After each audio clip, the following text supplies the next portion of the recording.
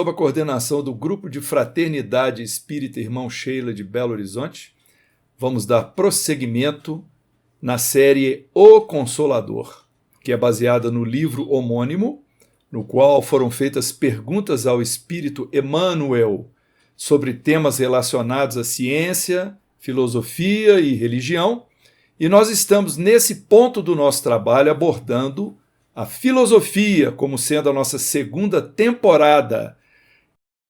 Vamos hoje, dentro do tema sentimento, dar prosseguimento à segunda parte das questões relacionadas ao dever. Conosco, nosso irmão Otávio Pedersoli.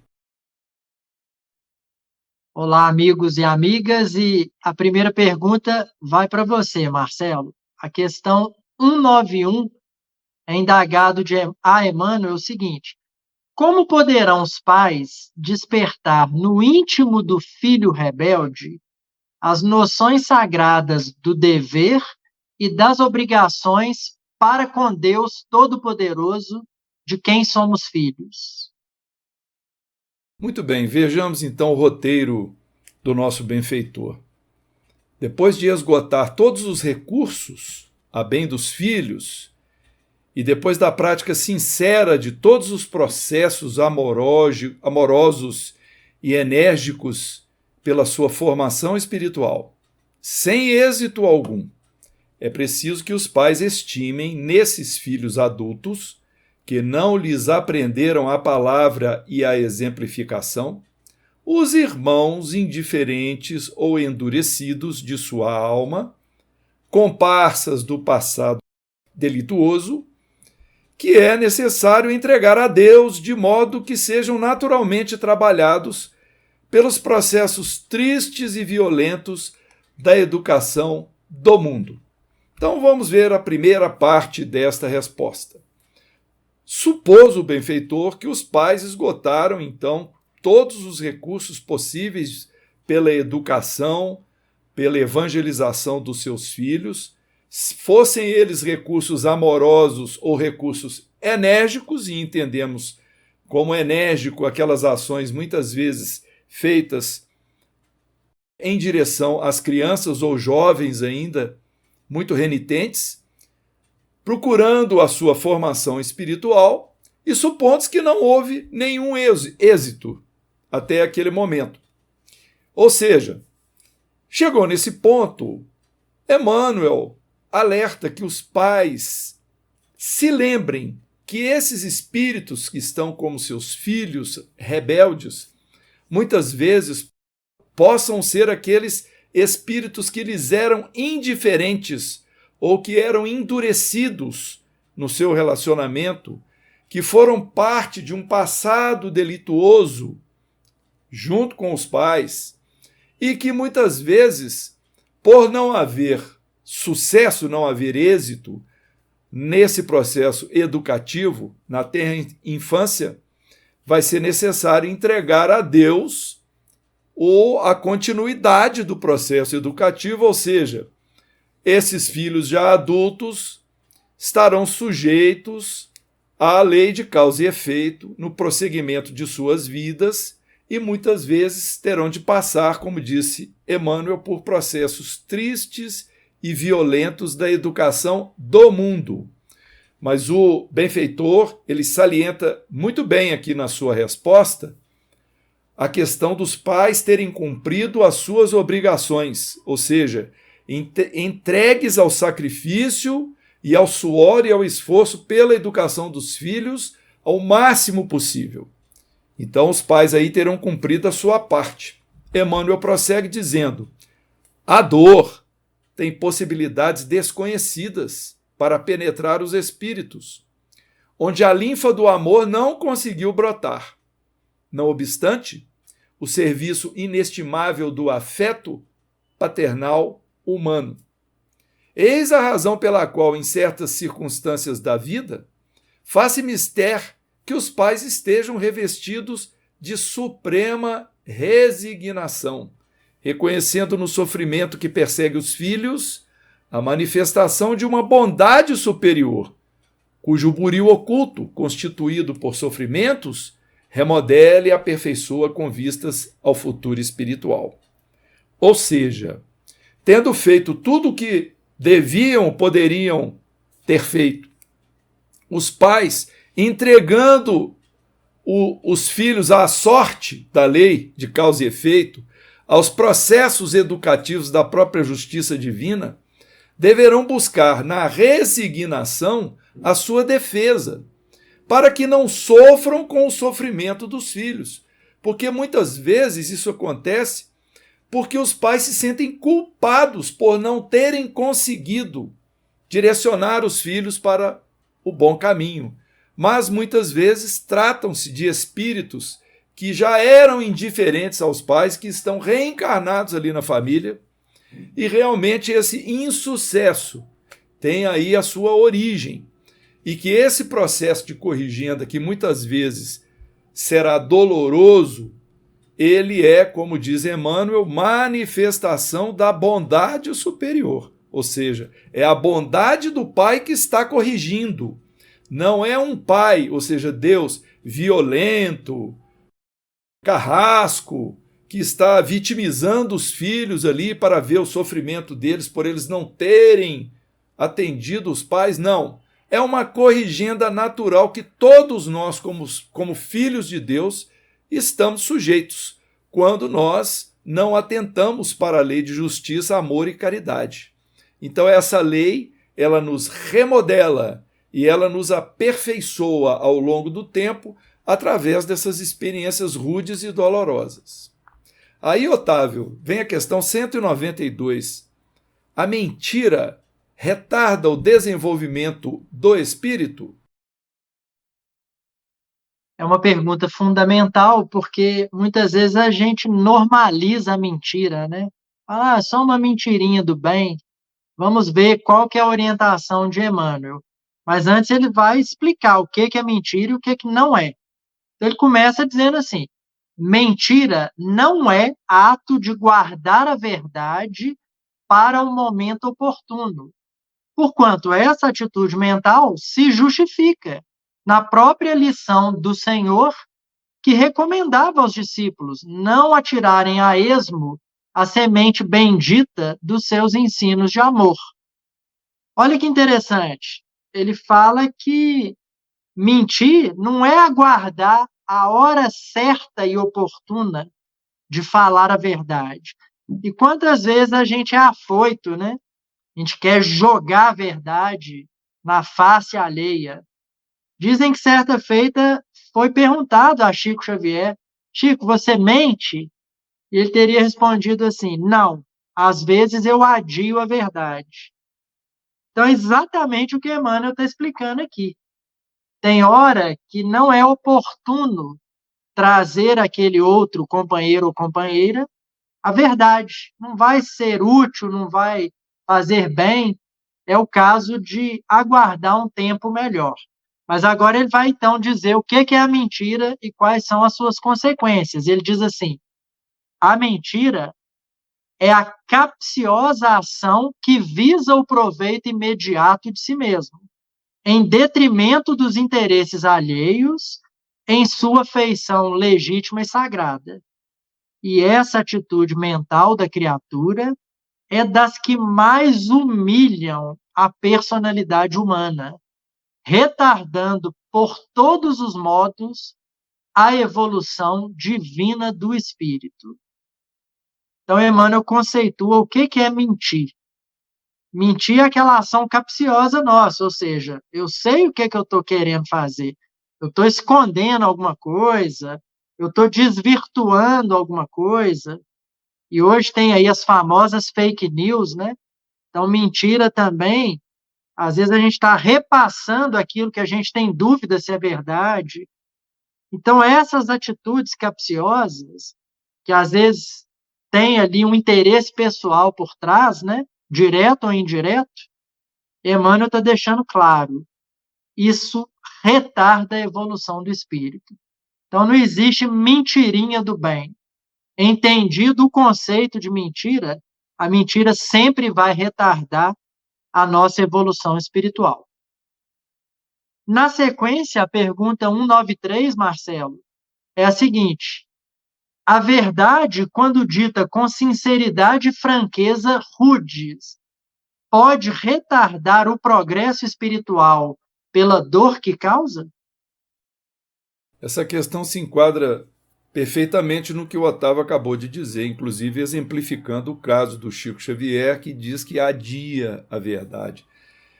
Porque muitas vezes as pessoas acham que, ao serem defensoras ferrenhas da verdade, que a verdade precisa ser dita a todo instante, né, na cara dos semelhantes, elas provocam angústia, sofrimento desnecessariamente. Então, muitas vezes a verdade ela é usada nesse sentido, com um direcionamento para o mal, apesar de ser verdade.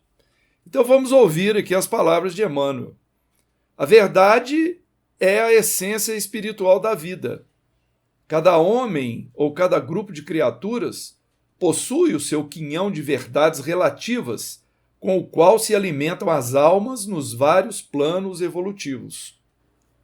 O coração, que retém uma parcela maior, está habilitado a alimentar seus irmãos a caminho de aquisições mais elevadas. Todavia, é imprescindível o melhor critério amoroso na distribuição dos bens da verdade. Porquanto, esses bens devem ser fornecidos de acordo com a capacidade de compreensão do espírito a que se destina o ensinamento, de maneira que o esforço não se faça acompanhar de resultados contraproducentes. Ou seja, às vezes, a verdade dita sem amor, sem imaginar as consequências para a pessoa que está ouvindo, que pode ficar extremamente decepcionada, assustada, é como se fosse uma luz que ofusca de uma maneira muito forte e ela queima. Então é preciso realmente ter o critério da ponderação, da caridade, do amor, quando a gente for dizer certas coisas. Porque também é preciso levar em conta que nós temos, como disse Emmanuel, o nosso quinhão de verdades relativas. Muitas vezes aquilo que nós achamos que é verdade para nós não é para outra pessoa. Então é preciso que a gente tenha muita ponderação quanto a isso. Mas simplesmente dizer a verdade, porque a verdade precisa ser dita, sem ter esse freio, sem ter essa noção de que nós estamos ultrapassando, às vezes, a sensibilidade alheia, isso chega a ser realmente uma atitude que pode ser considerada até violenta. Então nós precisamos encontrar esse melhor critério amoroso quando nós formos expressar a verdade, não é? E Emmanuel prossegue ainda dizendo assim: ainda aqui podemos examinar os exemplos da natureza material. A nutrição de um menino deve conter a substância mantenedora da vida, mas não pode ser análoga à nutrição do adulto. A despreocupação nesse assunto poderia levar a criança ao aniquilamento, embora as substâncias ministradas estivessem repletas de elementos vitais. Então ele quis com isso exemplificar a questão que ele mencionou antes, de nós nos preocuparmos com a capacidade de compreensão do nosso ouvinte. Muitas vezes a pessoa não está preparada intelectual ou sentimentalmente para ouvir as nossas palavras, para ouvir as nossas verdades. Então ele dá aqui o exemplo de um menino que está precisando do alimento, mas nós fornecemos para essa criança uma quantidade, um volume de substância que vai prejudicar o seu organismo. É como, por exemplo, quando nós vamos tomar um antibiótico para curarmos uma infecção, nós não pegamos os 10 comprimidos ou 20 comprimidos e tomamos tudo de uma vez. A gente tem que tomar um por dia, ou de 12 em 12 horas, a critério lá do médico, não é isso? Porque senão nós ficamos intoxicados. Aquilo pode até nos matar. E assim acontece também com nossas palavras. As nossas palavras devem ser esse medicamento que ajuda, e não aquele estilete que fere para tentar estancar, né, ou romper uma ferida, ou abrir uma bolha, é preciso que a gente tenha noção de que muitas vezes é preciso de paciência, comedimento, temperar as palavras, escolher as melhores palavras e não sairmos dizendo verdades aleatoriamente porque nós achamos que precisamos ser sinceros ou coisa semelhante. Vamos agora para a questão 194, Otávio. Devemos contar de maneira absoluta com o auxílio dos guias espirituais em nossas realizações humanas? Essa é uma resposta muito consoladora, porque vai nos mostrar que nunca estamos sozinhos. Então, Emmanuel diz o seguinte: um guia espiritual poderá cooperar sempre em vossos trabalhos, seja auxiliando-vos nas dificuldades, de maneira indireta, ou confortando-vos na dor, estimulando-vos para a edificação moral, imprescindível à iluminação de cada um. Então é uma consolação tremenda saber que sempre poderemos contar com amigos espirituais. E não devemos ser tímidos no pedir ajuda. Podemos pedir ajuda, né? Sobretudo coragem, como diz Emmanuel no prefácio do livro de mesmo nome, Coragem. Mas notem uma sutileza aqui, né? A pergunta que Marcelo fez é: devemos contar de maneira absoluta com o auxílio dos guias? Emmanuel respondeu: de maneira indireta. Por que essa distinção que Emmanuel vai fazer? Como a gente brinca, né? Os espíritos amigos não vão tirar o nosso emprego, né? A nossa tarefa, o nosso para casa. Então, o auxílio, ele vem em forma de consolação, em forma de intuição, de orientação, mas os espíritos não fazem o nosso dever de casa. A gente tem que ter consciência disso. Não existe terceirização de provas, expiações e missões. Então, a ajuda sempre virá, a consolação, o amparo sempre virão, mas é de maneira indireta. Eles não fazem o nosso dever de casa. E aí ele continua dizendo assim: entretanto, não deveis tomar as expressões fraternas por promessa formal no terreno das realizações do mundo, porquanto essas realizações dependem do vosso esforço próprio e se acham entrosadas no mecanismo das provações indispensáveis ao vosso aperfeiçoamento. Então, é aquilo que nós já explicamos. Cabe a cada um de nós fazer o próprio esforço. Nunca estamos sozinhos. Sempre teremos o amparo, o auxílio, o consolo, o ombro amigo, a orientação. Mas não podemos prescindir do próprio esforço. Por quê? Porque Deus quer nos deixar o mérito da conquista. Senão seria muito fácil. Deus criaria os espíritos todos puros já. Se fosse da sua vontade, ele poderia assim fazer. Se não fez, é porque isso é melhor para nós. Que a gente aprenda, passe pelas experiências e, através do nosso esforço próprio, com o auxílio da espiritualidade, a gente vá subindo na escada evolutiva. Na pergunta 195, Marcelo, foi indagado o seguinte: como poderemos encontrar dentro de nós mesmos o elemento esclarecedor de qualquer dúvida quanto à qualidade fraternal e excelente do ato que pretendamos realizar nas lutas cotidianas da vida de relação? Pois é, como poderemos encontrar essa excelência de atitudes e pensamentos quando nós formos tratar com os nossos irmãos na vida de relação, para que sejamos considerados, né, sejam consideradas as nossas ações como ações fraternas e de qualidade? Então, uma pergunta muito bem elaborada.